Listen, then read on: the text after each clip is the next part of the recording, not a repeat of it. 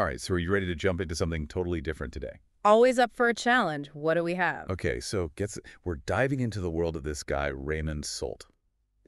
And he's like a craftsman, but not in the way you'd expect. Oh, I love where this is going already. Right, so he's doing this whole blend of industrial art and like actual functional stuff. It's pretty wild. Okay, I'm intrigued. What kind of stuff are we talking about? Lay it on me. So we've got his website, but then also all these shops, Amazon, Etsy, even his own eBay store, the whole 9 yards. And it's amazing because you get to see how he presents his work in different ways. Like on his site, it's all about the artistry, but then you go to his shops and it's all custom antenna mounts and stuff. So he's got this whole practical side too. That's fascinating. Yeah. And that's part of what we're going to unpack today. Like, who is Raymond Sult? What does he actually do? Because honestly, it's way more than meets the eye at first glance. I'm ready to have my mind blown. Let's do it. Okay, so buckle up because we are about to take a deep dive into the world of Raymond Sult, the self-proclaimed Machartist. Machartist. Okay, you got to tell me more about that. Oh, yeah, that's all him. It's like he mashed up machinist Yeah. and artist, which kind of sums up his whole deal. And get this, before he landed on Raymond Sult, the guy was cranking out creations under all these different names. Custom antenna mounts, Rizan Technologies, even Ray built for a while there. Whoa, hold on. So it wasn't always this Machartist identity. It seems like there's a story there. Totally. Yeah. And I think those names tell a story in themselves. Like if you trace it back, you can almost see this evolution from purely functional work to something way more artistic. You know, that's a really interesting observation. I'm seeing it too. Right. So to set the stage, we got to start with the basics. Raymond Sult, he's based out in Evansville, Indiana, and this whole Machartist thing is like his mission statement, you know? But it's not like he's gone full-on abstract artist and left those practical roots behind. Oh, absolutely not. We're talking handcrafted, heavy-duty antenna mounts. The real deal. Yeah, and not just your average car antenna either. These are for semi-trucks, Freightliner Cascadias, Peterbilts. Those are some serious rigs. Seriously. I mean, before we dove into this, I had no idea there was even a need for custom antenna mounts for trucks. Oh, yeah. It's a whole thing. What makes him focus on that specifically, do you think? Well, think about it. Truckers live and breathe by their CB radios, right? Communication, navigation, all that. Oh, that's right. It's their lifeline out there on the road. Exactly. So a shaky antenna, that's not just an inconvenience, it's a big deal. Makes total sense. So he's found this whole community to serve with those skills. And he's really good at what he does. Did you see where he talks about using manual machines? You know, actually, yeah. That caught my eye, too. I thought it was interesting. It's incredible. No fancy computer-controlled stuff. We're talking old-school, hands-on craftsmanship with those lathes and milling machines. See, I'd probably lose a finger trying to operate one of those things. Well, it's not exactly beginner-level stuff, but that's what makes it so impressive. He's got that level of skill and precision. Wow. And each piece is like one of a kind then, because he's making them all by hand. Exactly. Every curve, every angle, it's all him shaping the metal with his own two hands. Okay, now I'm picturing him in this workshop, surrounded by all these tools, meticulously crafting each mount. It's pretty cool when you think about it like that. It is. And remember those specific names we saw, like the Harvest HD330 direct thread-on adapter? Yeah, and the Freightliner Cascadia CB radio antenna mount. They sound so official, like something you'd see in a catalog. Well, that Harvest HD330, that tells you he knows his stuff.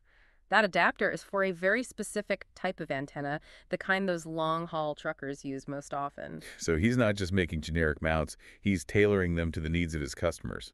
That's pretty awesome. Exactly. He's bridging that gap between mass-produced and custom-made, which is a really interesting place to be. It's like bespoke metalwork for truckers.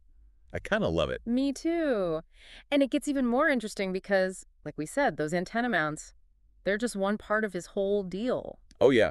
We can't forget about the other side of Raymond Sult, the artist. Remember how his website said less industrial, more artistic? He's not kidding about that. It's like this whole other dimension of his work just opens up, and it's incredible. For sure. I was scrolling through, and I saw everything, machined artwork, welded pieces, even some things listed as yard art. Right. It's such a wide range. He's not sticking to just one style or one type of art, which is really cool to see. I got to admit, that yard art thing really piqued my curiosity. Like, what exactly constitutes yard art in the world of a Machartist? It's a good question. I'm imagining something amazing.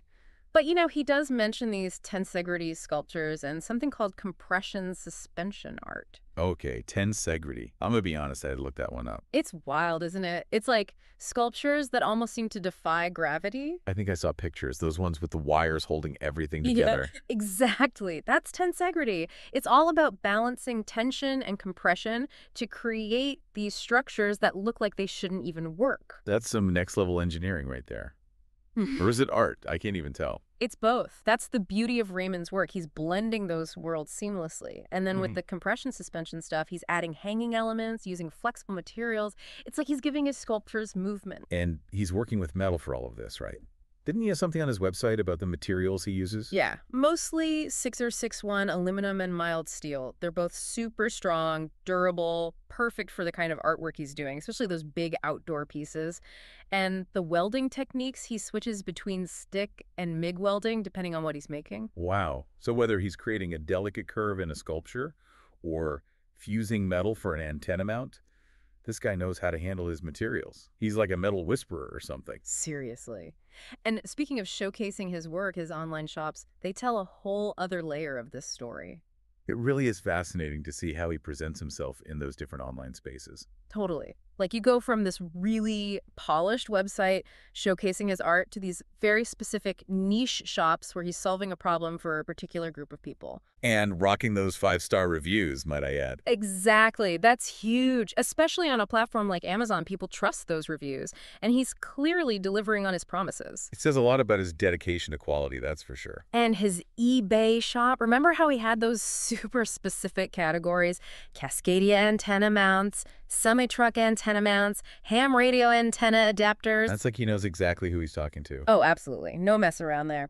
And then there's Etsy, which is interesting because he only has a couple of things listed there. Yeah, just the Cascadia mount and then that Harvest HD330 adapter, if I'm remembering right. It's like he's chosen those two to represent his work, like a little best of collection. Maybe that's where he gets the most traffic. Or maybe those are just the pieces he's most proud of, who knows? Could be. And it makes sense, right? Because Etsy is all about handcrafted, unique items, and that's exactly what he's offering. Plus, he does custom orders too. Didn't we see that on his website? We did. Which tells you he's not just about selling what he's already made. He's willing to collaborate, to really listen to what his customers want and bring their visions to life. It's like taking that craftsmanship to a whole other level. Yeah. It's personal. Absolutely. And it goes beyond just the finished product, too. Remember how he signs off on those Etsy messages? Raymond Sult. There's something about that, right? It just adds Yeah. this really human touch to the whole experience. Totally. You're not just buying something from a faceless shop. You're connecting with the maker, the artist behind it all. So after taking this deep dive into the world of Raymond Sult, I have to say I'm pretty blown away. What started as custom antenna mounts turned into this whole exploration of art, craftsmanship, and this guy's incredible journey. Right. Talk about exceeding expectations. He's found this amazing way to blend his technical skills with his artistic vision, and the results speak for themselves. I'm still thinking about those tensegrity sculptures, to be honest. Like, how does he even come up with that stuff? See, it's inspiring, isn't it? Makes you think about all the different ways we can express ourselves, all the hidden talents we might have just waiting to be uncovered. Totally. And maybe that's the biggest takeaway from all of this. Raymond Sult's story reminds us that we don't have to fit into just one box.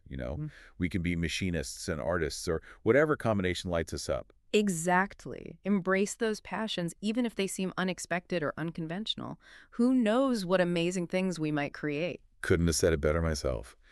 So, if you're listening out there, take a page from Raymond Sult's book and get out there and make something incredible. We'll be right here, ready to be amazed by what you come up with.